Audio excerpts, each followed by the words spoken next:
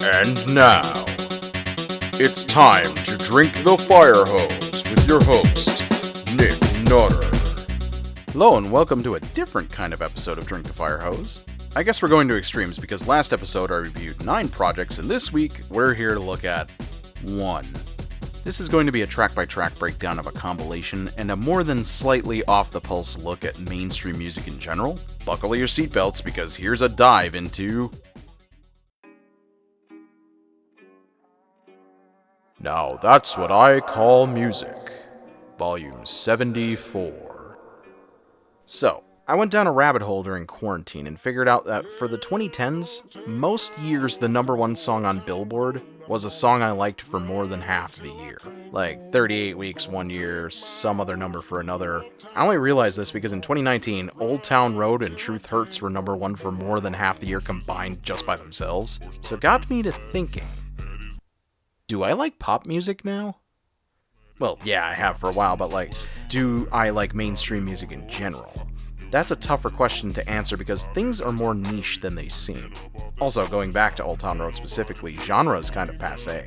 My dream 20 years ago of embracing amalgamy has come to pass, but wow, does it not sound anything like I thought it would. Mainly because back in 2001 I was in a painfully white exurb of Milwaukee, Wisconsin and didn't have an internet connection in my house, so I was culturally starved, shall we say. I didn't have access to different viewpoints. I also didn't realize, nor did anybody, that file sharing and streaming after it were gonna break down everybody's preconceived genre barriers and it would become okay to listen to a little bit of everything.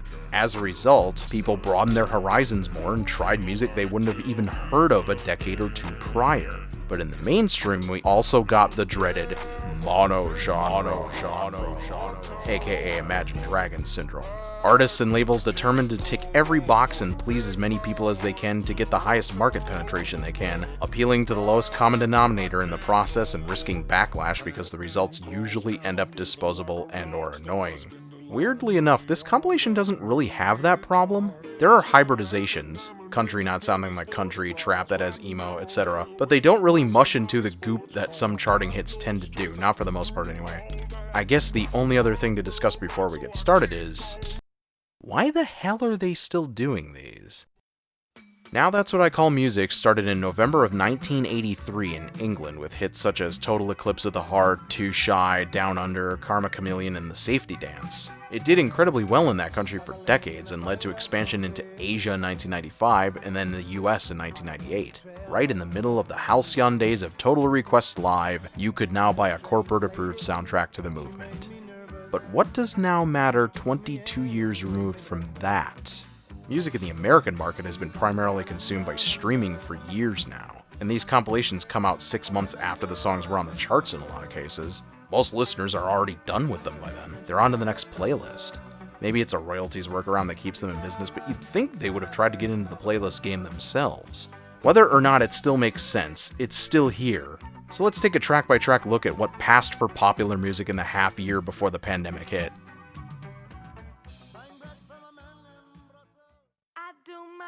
Track 1. Lizzo, Good as Hell. The song is edited, so there's that. Look, I think Lizzo's a national treasure, so if you want to put any of her songs into rotation, go right the fuck ahead, I'm here for it. And this one is a banger. Not to be confused with Lizzo Bangers, her first album. This was 3 years after that, and 3 years before it became popular.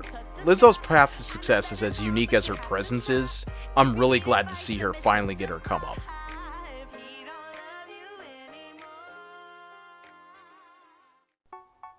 Track 2. Tones and I, Dance Monkey. I don't hate it as much as I used to, but her voice is an extremely acquired taste. I can understand the appeal of this song, yet at the same time hear why somebody would want to claw their cochlea out after hearing it more than once. The video doesn't help either. Kenny Rogers' Jackass was 20 years ago. Let it rest. But I guess it's all supposed to be in your face in a landscape full of songs designed to be unobtrusive, so I have to give it some points.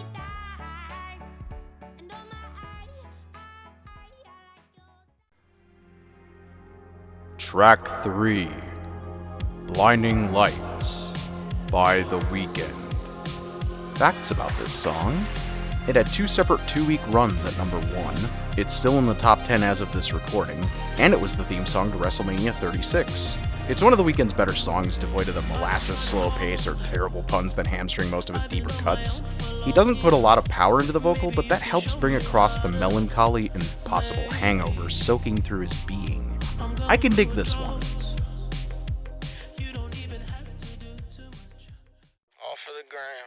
Track 4, Roxanne, by Arizona Zervis. This was a top 10 hit for quite a while.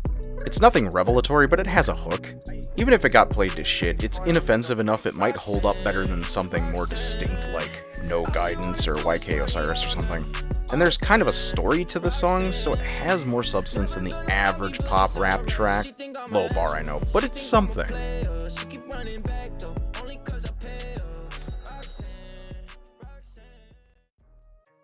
Track 5, Bop, by DaBaby. Deliberately distorted bass makes this sound out of place on a squeaky clean comp like Now 74.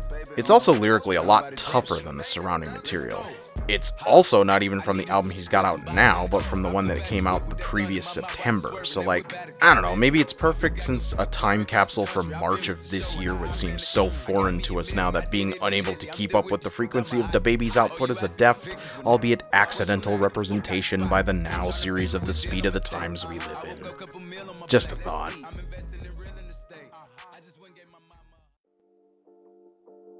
Track 6, Yummy, by Justin Bieber. One of the worst songs of the year. Yes, the video makes it feel douchier, and that's not quite fair to the music itself, but I don't feel like I need to be fair to a song like Yummy.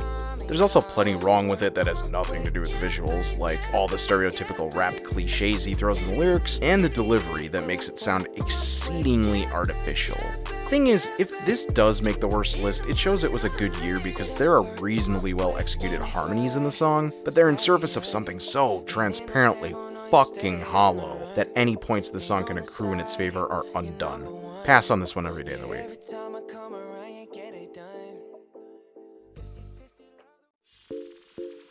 Track 7, Know Your Worth, by Disclosure.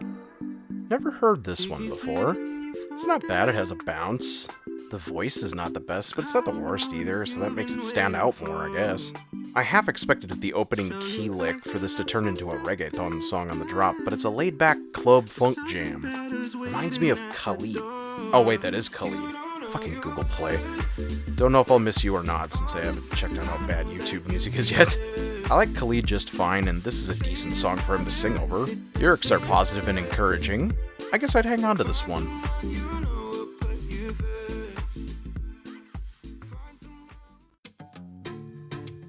Track 8, South of the Border, by Ed Sheeran, Camila Cabello, and Cardi B.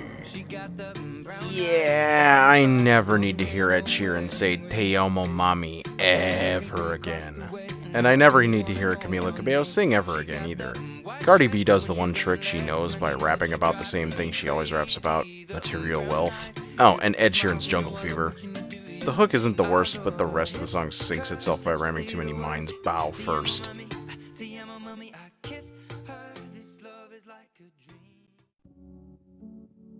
Track 9, Everything I Wanted, by Billie Eilish. Billie Eilish is an artist I respect, but don't listen to myself. She's doing something pretty different. She deserves the recognition and success she has, but her reliance on the modeling is not for me. I like her new song, My Future, for what it's worth, and this one is decent enough.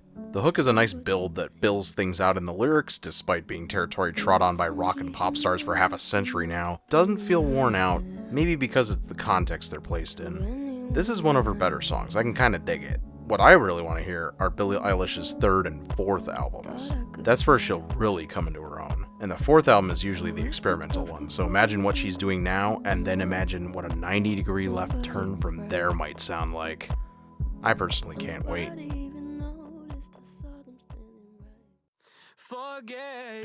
Track 10, Hot Girl Bummer, by Black Bear.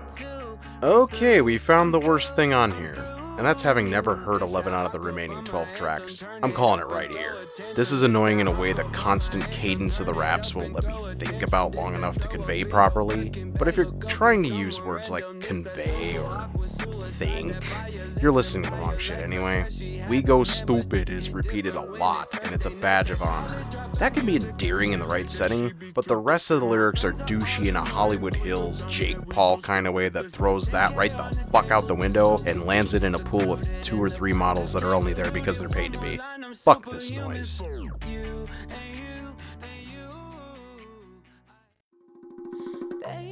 Track 11. Selena Gomez. Rare. Wasn't expecting Selena Gomez to try and make a Tame Impala song, but here we are. And it goes maybe a scotch better than you'd expect that, too. This song is reasonably decent, better than your average radio hit, but it's not setting my world on fire or anything. Wouldn't mind hearing it again, but wouldn't mourn if it disappeared either.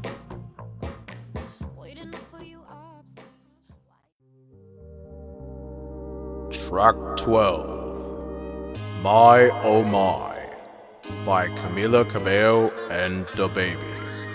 The only reason this got put out as a single is it has like 6 bars from DaBaby on it. This is not a song that screams single, and as a result it's kind of interesting. Not necessarily good, but honestly this is one of Camila's less annoying vocal performances.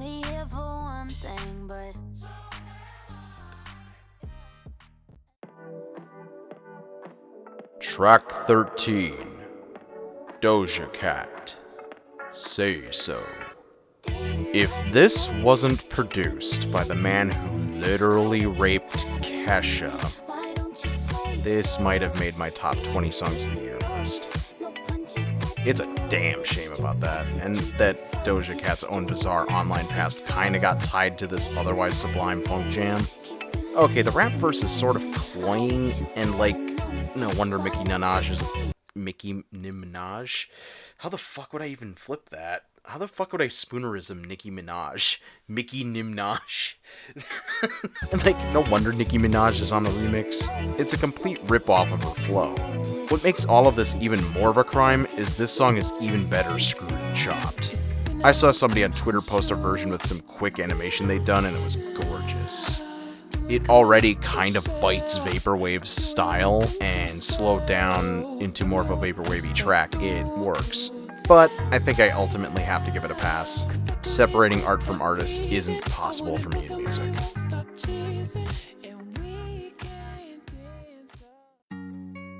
Track 14.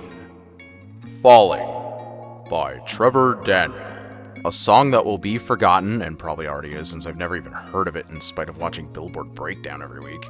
For emo trap, this is really sanitized, really polished. Most of the punk appeal that catapulted the genre to the forefront is sanded off in favor of marketability, and as a result, this is the least distinct thing on here. Pass.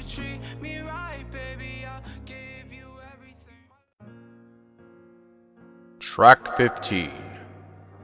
Sometimes by Her. Guitar? Okay. Tuned to D, no less? Alright. Points for being different. The vocal delivery is a little stereotypical for R&B, but not offensively so. She's only trying to bend every line-ending syllable into 7 notes instead of 50, so It's a breath of fresh air with more organic-sounding instruments and organic singing. It sounds like a throwback to like 1997 to 2003 in that respect. But really, if I'd heard this outside the context of a hit package in 2020, it wouldn't have caught my ear at all.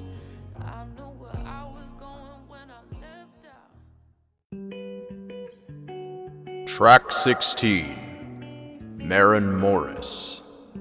The Bones. Only country by the technicality of being a country artist by label. Otherwise, it's American Idol core soft rock, the shining example of the mono-genre I discussed in the opening. Kind of the only one I can think of, to be honest. This compilation has been pretty varied all in all. Pleasant surprise.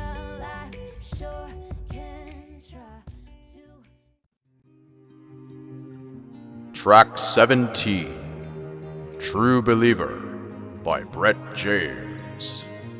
I assume this is a country song too? Raspy voice and a guitar, but lumped in with pop music, so it can't be indie, but no twang at all. 15 years ago, this would have been VH1 core, minivan rock, but now it's country?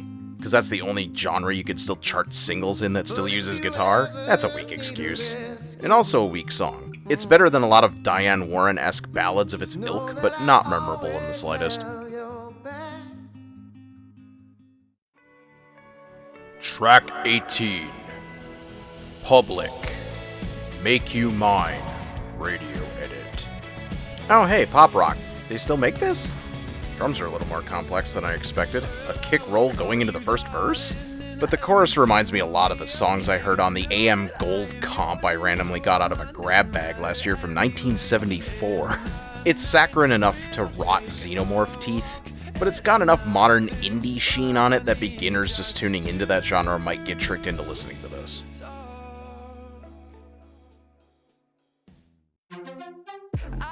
Track 19. Isaac Dunbar. Makeup Drawer. Fuck is this? Was dude so stuck for love song inspiration he tried to make makeup drawer a metaphor for something? I don't know what the fuck's happening here. I don't really care because the sound of the song is trash. Random auto-tune in the pre-chorus and vocal manipulation to match is really last decade. Skip this one.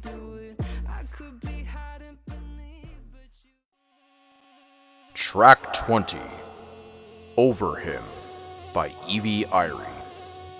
This sounds like a throwaway pop rock song from the late 2000s. There's not much to it, but it's got a little bit of enthusiasm in the vocals at least. Then the bridge does the same vocal manipulation Makeup Drawer did, and whatever.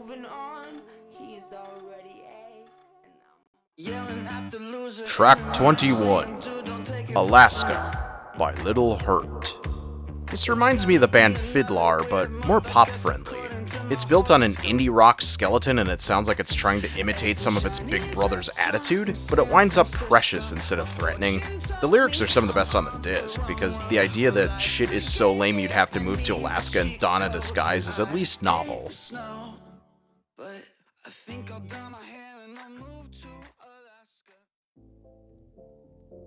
Track 22. Surfaces. Sunday Best. I really don't get why Spectrum Pulse hates this as much as he does. When Mark had to mention it on Billboard Breakdown, he got vehement about its success and gleeful at its downfall. This song is one of the best on here, honestly. It's got groove, it's got Latin piano and booming bass, it's an unassuming song about wearing nice gear to the function. I can understand it not being your thing, but actively, openly despising it? I don't get it. I'd put this song on a playlist. And that's gonna do it for this episode. I'm not sure we really answered the question of whether or not Now 74 should really exist or not, but there's a lot of artifacts of the world that used to exist that are still here because the world changes pretty rapidly, and it takes existence time to catch up or something. I don't know. This is way too deep a discussion for a pop compilation, you know what I mean? Especially since Now 75 already came out a month ago. Yeah, I'm always late. How the hell is anybody supposed to keep up anymore, really? Anyway, I'll be back next time. I'll try to get something out the door sooner next time, but, you know, life got in the way with this episode too, so who can say? Stay safe out there, try to cherish what you have while you have it, and love over fear.